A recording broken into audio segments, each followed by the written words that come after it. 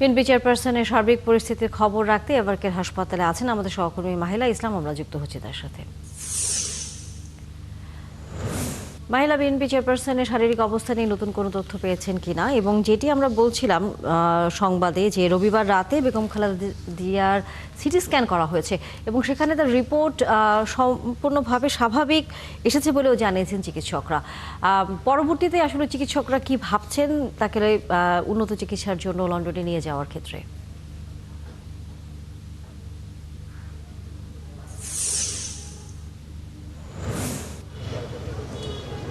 তানিয়া, আপনাকে ধন্যবাদ।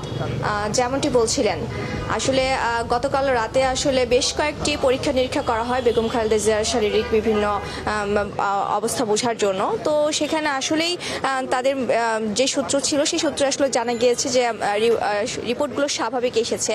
তবে বেগম খালেদা জিয়ার শারীরিক অবস্থা কিন্তু ওঠানামা করছেন, যে কিছু বিষয়ে কখনো ভালো আবার কিছু বিষয়ে কখনো অপরিবর্তিত থেকে যাচ্ছে। তো আশা করা যাচ্ছে যে বেগম খালেদা জিয়া এখন যেসব সূত্রে আসলে আমরা জানতে পেরেছি যে কিছুটা আশ্বস্ত হওয়া যায় যে বেগম জিয়া এখন কিছুটাও স্বাভাবিক রয়েছেন এবং ভালো রয়েছেন। আর বিদেশ নিয়ে যাওয়ার বিষয়ে যদি বলি, সেই বিষয়টি হচ্ছে যে এয়ার অ্যাম্বুলেন্স প্রস্তুত হচ্ছে। তবে বেগম খালেদা জিয়া যদি সুস্থ হয়ে যান এবং এখানেই চিকিৎসা নিতে পারেন, তাহলে হয়তো বা এখনই তাৎক্ষণিকভাবে তাকে আর লন্ডনে নাও হতে পারে।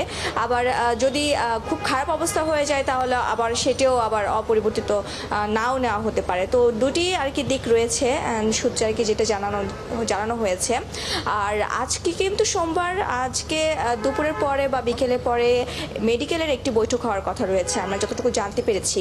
সেই বৈঠকে গতকালকে যে পরীক্ষা নিরীক্ষার যে ফলাফলগুলো আসলো সেগুলো নিয়ে হয়তো বা আলোচনা করা হবে। আর সেই আলোচনার পরে হয়তো পরবর্তীতে সাংবাদিকদের মাধ্যমে আবার জানানো হবে যে আসলে পরবর্তী আসলে তারা কি ভাবছে বা মেডিকেল বোর্ড আসলে পরবর্তীতে কি সিদ্ধান্ত নিচ্ছে।